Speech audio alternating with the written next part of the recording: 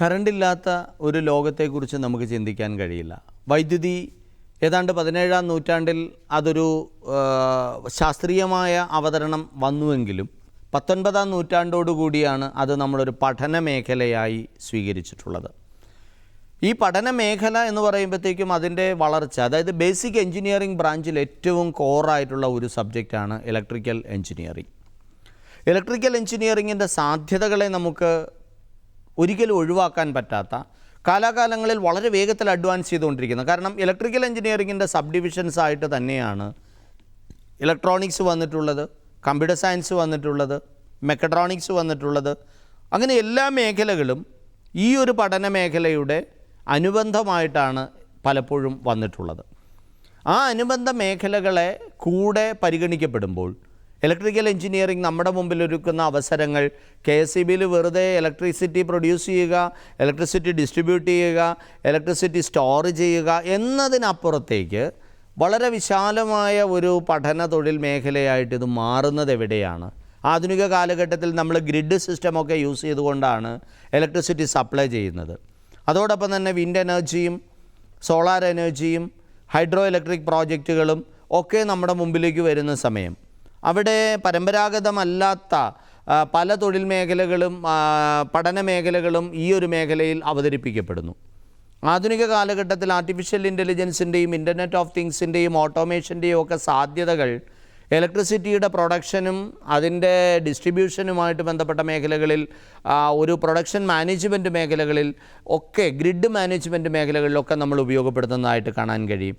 അതേപോലെ തന്നെ block chain പ്രധാനമായിട്ടും നമുക്ക് ഇലക്ട്രിസിറ്റി സപ്ലൈ മാനേജ്മെൻറ്റിൽ ഉപയോഗിക്കുന്നതായിട്ട് നമുക്ക് കാണാൻ കഴിയും.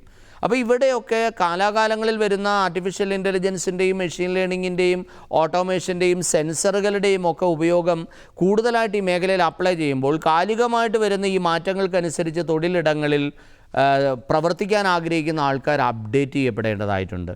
വാർഷിക വളർച്ചാ നിരക്ക് ഏതാണ്ട് 5% ആഗോളതലത്തിൽ തന്നെ നമുക്ക് കാണാൻ കഴിയുന്നൊരു തൊഴിൽ മേഖല കൂടിയാണ് ഇലക്ട്രിസിറ്റിയുമായി ബന്ധപ്പെട്ട തൊഴിൽ മേഖലകൾ, പഠന മേഖലകൾ. +2 പാസ്സായ ഒരാൾക്ക് വളരെ പെട്ടെന്ന് തന്നെ ഡിഗ്രിയിലേക്ക് പോകാനും ഡിഗ്രി പാസ്സായതിനു ശേഷം അദ്ദേഹത്തിന് പോസ്റ്റ് ഗ്രാജുവേഷൻ അടക്കമുള്ള മേഖലകളിലേക്ക് പോകാനുമുള്ള സാധ്യതകൾ നമ്മുടെ മുമ്പിലുണ്ട്. അപ്പോൾ +2 ഫിസിക്സ്, കെമിസ്ട്രി, മാത്സ് പഠിച്ച് പാസ്സായൊരു കുട്ടിക്ക് എൻട്രൻസ് എക്സാമിനേഷനിലൂടെ BTechന് വേണമെങ്കിൽ ജോയിൻ ചെയ്യാൻ കഴിയും. അതിന് നമുക്ക് അനവധി എൻട്രൻസ് എക്സാമിനേഷനുകളുണ്ട്. ഒന്ന് കേരള എഞ്ചിനീയറിംഗ് എൻട്രൻസ് എക്സാമിനേഷനാണ്, രണ്ടാമത്തേത് ജോയിൻ്റ് എൻട്രൻസ് എക്സാമിനേഷനാണ്. അതോടൊപ്പം തന്നെ കുസാറ്റിൻ്റെ കോമൺ അഡ്മിഷൻ ടെസ്റ്റ് നമുക്ക് എഴുതാനായിട്ട് സാധിക്കും. മറ്റ് പല സർവകലാശാലകളുടെ പരീക്ഷകൾ എഴുതാനായിട്ട് അവസരങ്ങളുണ്ട്. ഇതെല്ലാം എഴുതി മികച്ച ഒരു കരിയറിലേക്ക് കടക്കാൻ ആഗ്രഹിക്കുന്ന കുട്ടികൾക്ക് ആഡ് ഓൺ കോഴ്സുകൾ ചെയ്യാനും അവസരങ്ങൾ ഇതോടൊപ്പം തന്നെയുണ്ട്. നമ്മളെ സംബന്ധിച്ചിടത്തോളം സാധ്യതകളുടെ വലിയ ലോകം തുറക്കുന്നു എന്ന് പറഞ്ഞു കഴിഞ്ഞാൽ അതിൽ ഏറ്റവും പ്രധാനപ്പെട്ടൊരു മേഖല ഓട്ടോമൊബൈൽ ഇൻഡസ്ട്രിയിൽ വന്നിട്ടുള്ള ഏറ്റവും പുതിയ മാറ്റങ്ങളാണ്. ഓട്ടോമൊബൈൽ ഇൻഡസ്ട്രിയിൽ വന്നിട്ടുള്ള ഇലക്ട്രിക് വെഹിക്കിൾസിൻ്റെ ആധിക്യം നോൺ കൺവെൻഷണലായിട്ടും കൺവെൻഷണലായിട്ടുമുള്ള എനർജിയുടെ യൂസേജിൽ വരുന്ന അതിൻ്റെ ഗ്രിഡ് സിസ്റ്റം, അതിൻ്റെ സപ്ലൈയിൽ വരുന്ന മാനേജ്മെൻറ്റ് മേഖലയിൽ പുലർത്തപ്പെടേണ്ട സാധ്യതകളുടെ വലിയൊരു ലോകത്തെ നമുക്ക് കണ്ടെത്താൻ കഴിയും. അപ്പോൾ എങ്ങനെയാണ് നമുക്ക് ഓരോരുത്തർക്കും ഈ മേഖലയിൽ പ്രവർത്തിച്ച് വലിയ സാധ്യതകളെ കണ്ടെത്താൻ കഴിയുക? 2-3 സാധ്യതകളെ നമുക്ക് കണ്ടെത്താൻ കഴിയും. ഒന്ന്, ITI പോലുള്ള ചെറിയ കോഴ്സുകളിലൂടെ വയർമാൻ പോലെ ഇതിൻ്റെ വിതരണവുമായി ബന്ധപ്പെട്ട മേഖലകളിൽ പ്രവർത്തിക്കാൻ കഴിയുന്നു എന്നുള്ളതാണ് ആദ്യത്തെ അവസരം. രണ്ടാമത്തെ അവസരം, ഇതിൻ്റെ ഒരു സൂപ്പർവൈസറി എഞ്ചിനീയറിംഗ്, ജൂനിയർ എഞ്ചിനീയറിംഗ് മേഖലകളിൽ വർക്ക് ചെയ്യാൻ ആഗ്രഹിക്കുന്ന ഒരാൾക്ക് പോളിടെക്നിക് ഡിപ്ലോമയ്ക്ക് പോകാം. പോളിടെക്നിക് ഡിപ്ലോമയ്ക്ക് 10ാം ക്ലാസ് കഴിഞ്ഞ് നേരിട്ട് ജോയിൻ ചെയ്യാൻ അവസരമുണ്ട്. അതല്ല എങ്കിൽ +2 കഴിഞ്ഞിട്ട് ലാറ്ററൽ എൻട്രിയിലൂടെ സെക്കൻഡ് ഇയർ പോളിടെക്നിക്കിന് ജോയിൻ ചെയ്യാൻ അവസരമുണ്ട്. മൂന്നാമത്തെ അവസരം എന്ന് പറയുന്നത് ഡിഗ്രി പ്രോഗ്രാമാണ്. അതായത് നമുക്ക് BTech പ്രോഗ്രാമിന് ജോയിൻ ചെയ്യാം. BTech പ്രോഗ്രാമിന് ജോയിൻ ചെയ്യാൻ ആഗ്രഹിക്കുന്ന ഒരു കുട്ടിക്ക് 2 ഓപ്ഷൻസ് അവിടെയുമുണ്ട്. ഒന്ന്, പോളിടെക്നിക് ഡിപ്ലോമ പാസ്സായ കുട്ടികൾക്ക് ലാറ്ററൽ എൻട്രി എക്സാമിനേഷൻ പാസ്സായതിനു ശേഷം സെക്കൻഡ് ഇയർ BTechന് ചേരാൻ കഴിയും. 1 വർഷം സേവ് ചെയ്യാനായിട്ട് അവസരമുണ്ട്. രണ്ടാമത്തെ ഓപ്ഷൻ, +2 കഴിഞ്ഞ കുട്ടികൾക്ക് എൻട്രൻസ് എക്സാമിനേഷനിലൂടെ നേരെ BTech ഫസ്റ്റ് ഇയർ BTechന് ജോയിൻ ചെയ്ത് പഠനം കംപ്ലീറ്റ് ചെയ്യാം. BTech പഠനം കംപ്ലീറ്റ് ചെയ്ത് ഇലക്ട്രിക്കൽ എഞ്ചിനീയറിംഗിൽ പഠനം കംപ്ലീറ്റ് ചെയ്തൊരു കുട്ടിക്ക് വേണമെങ്കിൽ അത് കഴിഞ്ഞ് MTech ചെയ്യാൻ അവസരമുണ്ട്. അതുകൂടാതെ ഗ്രിഡ് മാനേജ്മെൻറ്റ് പോലെയുള്ള മേഖലകളിലൊക്കെ ഡിപ്ലോമ പോലുള്ള ചില ആഡ് ഓൺ കോഴ്സുകൾ ചെയ്യാനുള്ള അവസരങ്ങൾ നമുക്ക് ലഭ്യമാണ്. അതിന് നാഷണൽ പവർ കോർപ്പറേഷനുമൊക്കെ ഒരുക്കുന്ന സാധ്യതകളെ ഇൻറ്റേൺഷിപ്പിനൊക്കെ നമുക്ക് ഉപയോഗിക്കാൻ കഴിയും. അതേപോലെ തന്നെ നാഷണൽ ഇൻസ്റ്റിറ്റ്യൂട്ട് ഓഫ് പവറുമായിട്ട് ബന്ധപ്പെട്ട നിരവധി ഇൻസ്റ്റിറ്റ്യൂട്ടുകൾ നമുക്ക് ഇന്ത്യയുടെ പല ഭാഗങ്ങളിൽ പ്രവർത്തിക്കുന്നുണ്ട്, സർക്കാർ മേഖലയിൽ തന്നെ. അവിടെയൊക്കെ നമുക്ക് ഉപരിപഠന സാധ്യതകളെ ഉപയോഗപ്പെടുത്താൻ കഴിയും. അപ്പോൾ ഈ സാധ്യതകളെയൊക്കെ പ്രോപ്പറായിട്ട് ഉപയോഗപ്പെടുത്തുകയും കൃത്യമായിട്ട് എഞ്ചിനീയറിംഗ് മേഖലയിൽ ഇപ്പോൾ ആർട്ടിഫിഷ്യൽ ഇൻ്റലിജൻസ് യൂസ് ചെയ്യുന്നു. അപ്പോൾ ആർട്ടിഫിഷ്യൽ ഇൻ്റലിജൻസിൻ്റെ യൂസേജ് വരുന്നത് കൊണ്ട് തന്നെ ഇൻ്റർനെറ്റ് ഓഫ് തിങ്സ് യൂസ് ചെയ്യുന്നു, സെൻസേഴ്സ് യൂസ് ചെയ്യുന്നു, ഗ്രിഡ് സിസ്റ്റമൊക്കെ നമ്മൾ ഉപയോഗിക്കുമ്പോഴത്തേക്കും ലോഡ് പീക്കായിട്ട് വരുന്ന സമയങ്ങളിൽ നമുക്ക് അത് പീക്കല്ലാത്ത മേഖലകളിൽ നിന്ന് നമുക്ക് ലോഡ് റീഡയറക്റ്റ് ചെയ്യേണ്ടി വരും. അപ്പോൾ അത്തരത്തിലുള്ള മാനേജ്മെൻറ്റ് സിസ്റ്റത്തെക്കുറിച്ചുള്ള വ്യക്തമായൊരു അവബോധം ഈ മേഖലയിൽ പ്രവർത്തിക്കാൻ ആഗ്രഹിക്കുന്ന കുട്ടികൾ നേടിയെടുക്കേണ്ടതായിട്ടുണ്ട്. ഇൻ്റർനെറ്റ് ഓഫ് തിങ്സ് പോലുള്ള മേഖലകൾ മെഷീൻ ലേണിങ്ങും ഒക്കെ യൂസ് ചെയ്യുന്നത് കൊണ്ട് തന്നെ സ്വാഭാവികമായിട്ട് അവിടെ ഒരു സൈബർ സെക്യൂരിറ്റിയുമായി ബന്ധപ്പെട്ട മേഖല. കാരണം പവർ ഫെയിലുവർ എന്ന് പറയുന്നത് ഒരു രാജ്യത്തിൻ്റെ ഇക്കോണമിയെ ബാധിക്കുന്ന, അതിൻ്റെ സെക്യൂരിറ്റിയെ ബാധിക്കുന്ന, അതിൻ്റെ എല്ലാത്തരം പ്രവർത്തനങ്ങളെയും വല്ലാതെ തിരിച്ചടി നേരിടുന്നൊരു മേഖലയാണ്. മെഡിക്കൽ മേഖലയിൽ വലിയ പ്രശ്നങ്ങൾ ഉണ്ടാക്കാം. അപ്പോൾ അതൊക്കെ കൊണ്ട് തന്നെ നമുക്ക് കോസ്റ്റ് എഫക്റ്റീവായിട്ട്, കാരണം ഒരു മിനിറ്റ് ഇലക്ട്രിസിറ്റി പ്രൊഡക്ഷൻ നിന്നുപോയി കഴിഞ്ഞാൽ തന്നെ ഒരുപക്ഷെ ഒരു രാജ്യത്തിൻ്റെ GDPയിൽ വലിയ തോതിലുള്ള ഇടിവുണ്ടായേക്കാം. ആ ഇടിവിനെ അതൊക്കെ രാജ്യത്തിൻ്റെ വളർച്ചയെ ബാധിക്കുന്നതാണ്. അപ്പോൾ ഇലക്ട്രിസിറ്റി പ്രൊഡ്യൂസ് ചെയ്യുന്നതുമായിട്ട് ബന്ധപ്പെട്ട, പ്രൊഡക്ഷനുമായിട്ട് ബന്ധപ്പെട്ട മേഖലയിൽ വലിയൊരു റെസ്പോൺസിബിലിറ്റി ഇവർക്ക് നിർവഹിക്കാനുണ്ട്. ആ മേഖലയെ നമുക്ക് ഡിവൈഡ് ചെയ്യാൻ കഴിയുമ്പോൾ വിവിധങ്ങളായിട്ട്, ഒന്ന് നമുക്ക് പരമ്പരാഗതമായിട്ടുള്ള പ്രൊഡക്ഷൻ മെത്തേഡുകൾ, വെള്ളത്തിൽ നിന്ന് ഹൈഡ്രോ ഇലക്ട്രിക് പ്രൊഡക്ഷനുകൾ.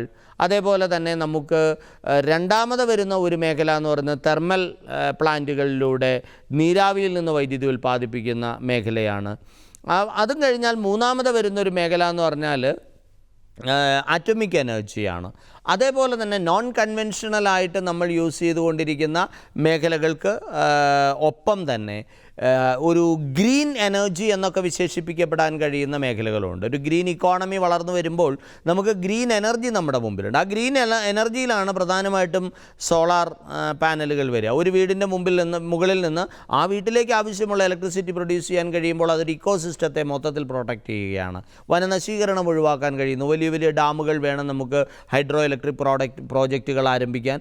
അപ്പോൾ വളരെ വിശാലമായൊരു വനമേഖല വെള്ളത്തിനടിയിൽ പോകുന്ന അവസ്ഥ ഉണ്ടാകും. അത്തരത്തിൽ വെള്ളത്തിനടിയിൽ വളരെ വിശാലമായൊരു മേഖല പോകുമ്പോൾ അത് നമ്മുടെ ഗ്ലോബൽ വാർമിങ്ങിനെ ബാധിക്കുന്ന പ്രശ്നങ്ങളുണ്ട്, ഇക്കോസിസ്റ്റത്തെ ബാധിക്കുന്ന പ്രശ്നങ്ങളുണ്ട്, വന്യജീവികളുമായിട്ട് ബന്ധപ്പെട്ട പ്രശ്നങ്ങളുണ്ട്. അപ്പോൾ ഈ പ്രശ്നങ്ങളെയൊക്കെ മറികടക്കാനായിട്ട് നമുക്ക് ഇത്തരത്തിലുള്ള ഗ്രീൻ എനർജി എന്ന മേഖല ഉപയോഗപ്പെടുത്താനായിട്ട് കഴിയും. അവിടെ നമുക്ക് സോളാർ, അതുപോലെ തന്നെ കാറ്റിൽ നിന്ന് വൈദ്യുതി ഉൽപ്പാദിപ്പിക്കാൻ കഴിയുന്ന വിൻഡ് എനർജി, അതേപോലെ തന്നെ നിരവധിയായിട്ടുള്ള ഇത്തരത്തിലുള്ള നോൺ കൺവെൻഷണൽ എനർജി സോഴ്സുകളിലൊക്കെ വർക്ക് ചെയ്യാനുള്ള അവസരങ്ങൾ ഇലക്ട്രിക്കൽ എഞ്ചിനീയറിംഗ് പാസ്സായ ആൾക്കാർക്ക് കിട്ടുന്നു എന്നുള്ളതാണ്. വളരെ ഡേഞ്ചറസ് ആയിട്ടുള്ള ചില തൊഴിൽ മേഖലകൾ നമ്മുടെ മുമ്പിലുണ്ട്.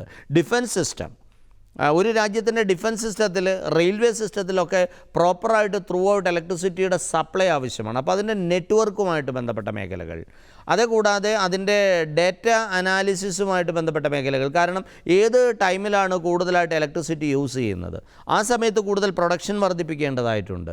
അതേപോലെ തന്നെ ലോഡ് കുറവുള്ള സമയത്ത് നമുക്ക് പ്രൊഡക്ഷൻ കുറയ്ക്കേണ്ടതായിട്ടുണ്ട്. മഴക്കാലത്ത് കൂടുതൽ വെള്ളം കിട്ടുന്ന സമയത്ത് പ്രൊഡക്ഷൻ വർദ്ധിപ്പിച്ചുകൊണ്ട് വെള്ളം വേസ്റ്റായി പോകുന്ന, ആവിയായി പോകാം, അതേപോലെ തന്നെ ഒഴുകിപ്പോകാം. അത്തരത്തിലുള്ള സാധ്യതകളെ മാക്സിമം യൂട്ടിലൈസ് ചെയ്യുകയും ആ സമയത്ത് മഴ കുറവുള്ള സ്ഥലത്ത് കൂടുതൽ വിലയ്ക്ക് വൈദ്യുതി വിറ്റുകൊണ്ട് നമുക്ക് ലാഭമുണ്ടാക്കാനും, മഴ കുറവുള്ള സമയത്ത് മറ്റു മേഖലകളിൽ നിന്ന് കോമ്പൻസേറ്റ് ചെയ്ത് ഇലക്ട്രിസിറ്റി വാങ്ങുകയും ഒക്കെ ചെയ്യുന്ന ഒരു രീതി നമ്മുടെ മുമ്പിലാണ്. അപ്പോൾ ഇതൊക്കെ ഒരു ഡാറ്റ അനാലിസിസിലൂടെ മാത്രമേ എത്രമാത്രം, എപ്പോൾ, എവിടെ, എങ്ങനെ എന്ന തീരുമാനം എടുക്കാൻ പറ്റും. അപ്പോൾ ആ ഡിസിഷൻ മേക്കിങ്ങിനെ സംബന്ധിച്ചിടത്തോളം വളരെ പ്രധാനപ്പെട്ട ഒരു ഘടകമാണ് നമ്മളുടെ ഡാറ്റ അനാലിസിസ് എന്ന് പറയുന്നത്. അപ്പോൾ ഡാറ്റ അനാലിസിസ് എന്ന് പറയുന്ന ആധുനിക തൊഴിൽ മേഖലയെ, പഠന മേഖലയെ നമ്മളിവിടെ ഇൻകോർപ്പറേറ്റ് ചെയ്യിച്ചു. അതേപോലെ തന്നെ നമുക്ക് ആർട്ടിഫിഷ്യൽ ഇൻ്റലിജൻസ്, നമ്മളുടെ പീക്ക് ടൈം വരുമ്പോഴത്തേക്കും ഓട്ടോമാറ്റിക്കായിട്ട് തന്നെ ഈ ഒരു ഗ്രിഡിൽ നിന്ന് ഇലക്ട്രിസിറ്റി ഇലക്ട്രിസിറ്റിയെ ഓരോ മേഖലയിലേക്കും, ഇൻഡസ്ട്രി സെക്ടറിലേക്ക്, റെസിഡൻഷ്യൽ സെക്ടറിലേക്കൊക്കെ ചാനൽ ചെയ്യാൻ കഴിയുന്ന സാധ്യതകളെ നമ്മൾ ഉപയോഗപ്പെടുത്തുന്നു. അപ്പോൾ നമ്മളവിടെ ആർട്ടിഫിഷ്യൽ ഇൻ്റലിജൻസ് യൂസ് ചെയ്യാൻ തുടങ്ങി. സിസ്റ്റം തന്നെ ജനറേറ്റ് ചെയ്യുന്ന തരത്തിലുള്ള മെഷീൻ ലേണിംഗ്, തന്നെത്താൻ സിസ്റ്റം പഠിച്ചിട്ട് വേണ്ട മാറ്റങ്ങൾ ഗ്രിഡ് പാറ്റേണിലും ഒക്കെ വരുത്തുന്ന തരത്തിലുള്ള മെഷീൻ ലേണിംഗ് പോലുള്ള മേഖലകൾ ആധുനിക കാലഘട്ടത്തിൻ്റെ സാധ്യതകളെ ഉപയോഗപ്പെടുത്താൻ തുടങ്ങി. ഇൻ്റർനെറ്റ് ഓഫ് തിങ്സിനെ ഉപയോഗപ്പെടുത്താൻ തുടങ്ങി, സെൻസേഴ്സിനെ ഉപയോഗപ്പെടുത്താൻ തുടങ്ങി. അങ്ങനെ നിരവധിയായിട്ടുള്ള മേഖലകളെ ഇവിടെ എല്ലാ മേഖലകളിലും അപ്ലൈ ചെയ്യാൻ തുടങ്ങി. അത് പ്രൊഡക്ഷൻ മേഖലകളിൽ. ഒപ്പം തന്നെ ഡിസ്ട്രിബ്യൂഷൻ, ആ ഡിസ്ട്രിബ്യൂഷനാണ് ഗ്രിഡ് സിസ്റ്റത്തിലൂടെ നമ്മൾ ചെയ്യുക. അപ്പോൾ ഗ്രിഡ് മാനേജ്മെൻറ്റ് എന്ന് പറയുന്നത് ഇലക്ട്രിസിറ്റിയുമായിട്ട് ബന്ധപ്പെട്ട മേഖലയിൽ ഒരു വലിയ പഠന തൊഴിൽ സാധ്യത തന്നെയാണ്. കാരണം ഗ്രിഡ് മാനേജ്മെൻറ്റിലൂടെയാണ് ഇപ്പോൾ കേരളം എന്നൊരു സംസ്ഥാനത്തിന് വൈകുന്നേരം 6 മണി മുതൽ വേണ്ട ഇലക്ട്രിസിറ്റി നമ്മളൊരു പക്ഷേ ഏതെങ്കിലും ഒരു തെർമൽ പവർ പ്ലാന്റിൽ നിന്ന് കൂടുതൽ ഉൽപ്പാദിപ്പിച്ചിട്ടായിരിക്കും ആ സമയത്ത് ഉപയോഗപ്പെടുത്തുക, അല്ലെങ്കിൽ ഏതെങ്കിലും ഒരു ആറ്റോമിക് റിയാക്ടറിൽ നിന്നായിരിക്കും നമ്മൾ അത് വാങ്ങുക. അങ്ങനെയുള്ള സാധ്യതകൾ, കാരണം രാത്രിയാകുമ്പോഴത്തേക്കും സോളാർ എനർജിയിൽ നിന്ന് നമുക്ക് അധികം ഇലക്ട്രിസിറ്റി കിട്ടാനുള്ള സാധ്യതകളില്ല. മഴക്കാലത്ത് ഇവിടെ സോളാർ എനർജി പ്രോപ്പറായിട്ട് നമുക്ക് സപ്ലൈ ചെയ്യണമെന്നില്ല. അപ്പോൾ അങ്ങനെയൊക്കെ വരുമ്പോഴത്തേക്കും അവിടെ ഗ്രിഡ് മാനേജ് ചെയ്യാനായിട്ട് കഴിയണം. എവിടേക്ക് എപ്പോൾ എങ്ങനെ കൂടുതൽ ഇലക്ട്രിസിറ്റി സപ്ലൈ ചെയ്യണം, അതിൻ്റെ വോൾട്ടേജ് കറക്റ്റായിട്ട് മെയിൻറ്റെയിൻ ചെയ്യാൻ പറ്റണം. ഇല്ലെങ്കിൽ നമ്മുടെ ഇലക്ട്രിക്കൽ പ്രോഡക്റ്റുകൾക്ക്, ഗുഡ്സുകൾക്ക്, ഡിവൈസുകൾക്ക് വലിയ തോതിലുള്ള ഡാമേജ് ഉണ്ടാകും. പ്രൊഡക്ടിവിറ്റിയിൽ അത് കുറവുണ്ടാക്കും, പെർഫെക്ഷനിൽ കുറവുണ്ടാക്കും. അപ്പോൾ ആ ഒരു മേഖലയിൽ പ്രവർത്തിക്കാൻ നമുക്ക് ആവശ്യമാണ്. അപ്പോൾ അതിൻ്റെ ഒരു ഡിസ്ട്രിബ്യൂഷൻ നെറ്റ്വർക്ക് പ്രോപ്പറായിട്ട് മെയിൻറ്റെയിൻ ചെയ്യുന്നിടത്തും ഇലക്ട്രിക്കൽ എഞ്ചിനീയർമാരുടെ വലിയ സേവനം നമുക്ക് ആവശ്യമായിട്ട് വരുന്നു. അങ്ങനെ നോക്കുമ്പോഴത്തേക്കും ഇനി അതോടൊപ്പം തന്നെ നമ്മൾ നോക്കുമ്പോഴത്തേക്ക് റോബോട്ടിക് ആയാലും ഹീറ്റ്, വെന്റിലേഷൻ ആൻഡ് AC പോലുള്ള മേഖലകളിലും ഒക്കെ ഇലക്ട്രിക്കൽ എഞ്ചിനീയർമാർക്ക് സാധ്യതകൾ ഏറെയാണ്. ഇന്ത്യയിലും വിദേശത്തുമായിട്ട് കിട്ടുന്ന വലിയ വലിയ സാധ്യതകൾ, ആർമി, എയർഫോഴ്സ്, നേവി പോലുള്ള മേഖലകളിൽ വലിയ സാധ്യതകൾ, ഇതിനെയൊക്കെ ഉപയോഗപ്പെടുത്താനായിട്ട് നമ്മുടെ ബേസിക് എഞ്ചിനീയറിംഗ് ബ്രാഞ്ചിൻ്റെ സാധ്യതകളെ പ്രോപ്പറായിട്ട് നമുക്ക് ഉപയോഗപ്പെടുത്താം. എൻട്രൻസ് എക്സാമിനേഷനൊക്കെ നല്ലതുപോലെ എഴുതി നല്ല മാർക്കോടുകൂടെ, നല്ല സ്കോറോടുകൂടെ പ്രീമിയം ഇൻസ്റ്റിറ്റ്യൂട്ടുകളായിട്ടുള്ള NIT, IIT പോലുള്ള സ്ഥാപനങ്ങളിലൊക്കെ തന്നെ ആവട്ടെ നമ്മുടെ പഠനം.